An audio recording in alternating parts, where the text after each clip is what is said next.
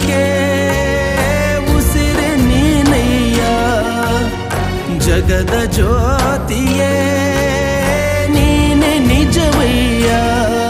ಮಂತ್ರಾಲಯ ವಾಸ ಮಂತ್ರಾಕ್ಷತೆಯ ಅರಸ